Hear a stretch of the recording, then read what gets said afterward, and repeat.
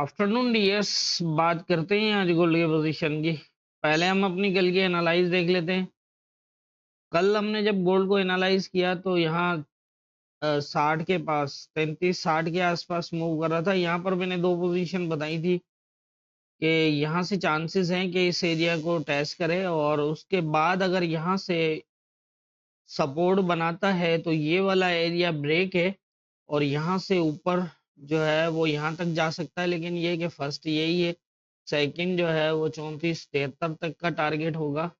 और सेकंड जो मैंने सेलिंग का बताया था वो ये था कि अगर तो ये एरिया ब्रेक कर देता है, क्लोज करता है H1 का, तो वेट करना इसको 34-12 से करना सेल और 32-84 तक। कल एफओएमसी की न्यूज़ थी इसलिए मैंने एक बड़ी ट्रेड के बारे में बताया था। अब यहाँ पर दो पोजीशन बनी, ना तो इसने इस लेवल को ट्राई किया टेस्ट करने के लिए, करीब से पहले भी बुलिश हुआ, फिर जो है वो काफी ऊपर से बुलिश हुआ, दोबारा भी ये आया तो वो काफी ऊपर से ही बुलिश हुआ। ऐसी कंडीशन के अंदर हमेशा जहन में रखें, जैसा सपोर्ट या फिर रेजिस्टेंस, दोनों को, ये जो हमारे लेवल है कोई आम लेवल नहीं है, इनके अंदर आपको जजमेंट करना इतना मुश्किल नहीं होता। अगर मार्केट लेवल टेस्ट नहीं कर रहा तो दो पोजीशंस हो सकती हैं। एक तो या तो ये अपना रेजिस्टेंस ब्रेक करे, जो प्रीवियस ब्रेक है उसके आसपास, या फिर उसको टेस्ट करके ये दोबारा आएगा और इसको यहाँ से इस तरह पोजीशन बना सकता है, उसको ब्रेक करके आता है। लेकिन एक पोजीशन ये है, दूसरी पोजीशन ये है कि अगर लेवल को प्रॉपर टेस्ट करता है और यहाँ से बुलिश साइन बना के निकलता है तो ये अपने ब्रेक लेवल को ब्रेक करके सेकंड उस रेजिस्टेंस एरिया तक जाएगा जो इसने टेस्ट नहीं किया। तो यहाँ पर आप देखें इस पोजीशन के अंदर जो इसने लेवल टेस्ट नहीं किया, तो इसका मकसद ये है कि ये ब्रेक इसको कर तो नहीं रहा लेकिन लेवल को टेस्ट नहीं कर रहा। इट मींस कि हो सकता है कि ये उसी रेजिस्टेंस एरिया से जो ब्रेक करने के बाद टेस्ट करना है इसने, वहां से जो है वो ये रिजेक्ट हो सकता है। और ऐसी पोजीशन में ऐसा ही होता है। अब यहाँ देखिए, जब तक मार्केट ने इस लेवल को रेस्पॉन्स नहीं दिया था तब तक कोई बड़ी ट्रेड मतलब जो है वो सेलिंग नहीं किया। आप देखें करीब करीब से आ रहा है और यहाँ पर बाइंग भी देखें कि ये भी और ये भी और ये भी। तो ये ना सपोर्ट को टेस्ट कर रहा था और ना रेजिस्टेंस को टेस्ट कर रहा था। ऐसी कंडीशन में जब तक ये किसी एक या सपोर्ट या रेजिस्टेंस को रेस्पॉन्स नहीं देता तब तक कोई वन साइडेड मूव नहीं लग सकती। तो ये हमेशा ज़हन में रखें। इसी तरह से था, या तो ये था कि ये इसको ब्रेक क्लोज करे और फिर रीटेस्ट करे। अगर ये नहीं कर रहा, सपोर्ट टेस्ट भी नहीं कर रहा, तो इट मींस ये उसी रेजिस्टेंस एरिया से रिजेक्ट हो सकता है और फर्स्ट टारगेट तो सेम ही होगा, क्योंकि हमने जब तक लेवल ब्रेक नहीं होता तो हमने देखना है। और अगर ये फास्ट, अगर हमारी यहाँ से सेलिंग है तो आप देखें ये पूरा जोन फास्ट ब्रेक हुआ है, तो इट मींस ये अभी भी नीचे ही मूव कर रहा है इसके। तो ये थी हमारी कल की एनालाइज और मार्केट की मूवमेंट। अब देख लेते हैं आज के इंपॉर्टेंट एरियाज क्या होंगे। आज के इंपॉर्टेंट एरियाज की अगर हम बात करें तो इस टाइम कंडीशन ये है कि यहाँ से अगर हम देखें ये एक मेजर रेजिस्टेंस जो है वो बनता है। इससे नीचे अगर देखें तो 1 2 3 4 M15 एक साथ बेरिश क्लोज हैं और यहाँ पर अगर हम देखें तो ये एक इम्पोर्टेंट लेवल है 17 से 10 का। इसको अभी तक इसने टेस्ट नहीं किया। वही सिचुएशन जो कल हुई थी उसी हिसाब से ही अगर इसको हम देखें तो अब टेस्ट ना करने का मकसद दो चीजें हो सकती हैं। अगर तो ये इस एरिया को टेस्ट करता है और यहाँ से यहाँ जो है वो बुलिश सेटअप बनता है तो फिर फर्स्ट टारगेट यही होगा और यहाँ से फिर रिजेक्ट होने के चांसेस भी हो सकते हैं।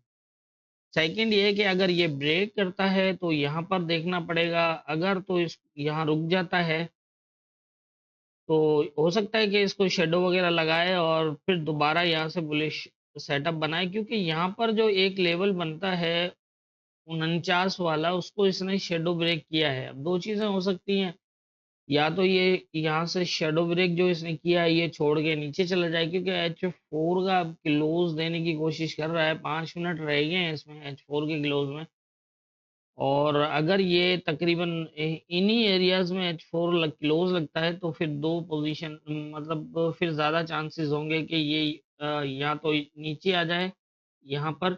अगर इधर आ जाता है, हो सकता है इसको शेडो लगाए और फिर ये दोबारा चला जाए, और यहाँ से फिर दोबारा जो है वो इस तरह की पोजीशन बने। एक तो ये हो सकता है, दूसरा ये है कि अगर तो ये यहाँ से चला जाता है ऊपर की साइड, तो यहाँ से रिजेक्ट होने के चांसेस होंगे इस तरह से। अब दो चीजें हैं, क्योंकि ये लेवल टेस्ट नहीं किया है, तो ये टॉप और ये एक बॉटम बन सकता है आज के लिए। तो अब देखना ये है कि क्योंकि 49 जो है वो यहाँ ब्रेक हो चुका है, ये शेडो ब्रेक इसने किया है लेकिन कोई क्लोज नहीं लगा। लेकिन इसके शेडो ब्रेक करना और फिर नीचे से थोड़ा सा लेवल को टेस्ट किए बिना ऊपर जाना, दोनों चीजें जो है वो ये इंडिकेट कर रही हैं कि पॉसिबल है कि ये इस एरिया को टेस्ट करे। अगर तो यहाँ से ये दोबारा साइन बनाता है सेल का, क्योंकि यहाँ पर पिछले टाइम में तो देखें 1 2 3 4 5 बेरिश क्लोज लगे हुए हैं। अगर यहाँ पर आके और 2 से 3 M15 के जो है वो बेरिश क्लोज कर देता है इस लेवल को ब्रेक किए बिना, तो फिर जो है वो चांसेस होंगे कि फर्स्ट यही होगा। और ये एक ऐसा लेवल है 7 से 4, कई बार इस एरिया को भी इसने रेस्पॉन्स दिया है। लेकिन अगर हम पीछे की मूव देखें यहाँ पर, तो इसको शैडो ब्रेक करने के बाद ऊपर जो है वो गया। ये दोनों लेवल जो है इसने पहले ऊपर ब्रेक किए थे, फिर नीचे ब्रेक किए, और उसके बाद ये बुलिश हुआ है। तो इसमें ये भी हो सकता है, अगर तो इसको स्टे करना हुआ तो रुक सकता है यहाँ पर, लेकिन यहाँ वेट करना पड़ेगा जल्दबाजी, क्योंकि ये पिछले टाइम में ब्रेक है तो सीधा ब्रेक करके ये यहाँ तक भी आ सकता है। और ये वाला लेवल ऐसा है, अगर तो 32 83 जो है वो इसको स्टे कर दे देता है, तो फिर यहाँ से दोबारा जो है वो बुलिश हो सकता है इस तरह से। यही पोजीशन फिलहाल जो बनी हुई है यहाँ पर, इसी तरह से जो है वो पोजीशन बनी हुई है बाइंग के लिए। इससे ऊपर मेरा ख्याल है कि आज तो मुश्किल ही लग रहा है, और अगर ये हो जाता भी है मजीद, तो फिर हो सकता है कि अगर इसको ब्रेक कर दे तो इस एरिया से भी रिजेक्ट होने के चांसेस होंगे इस तरह।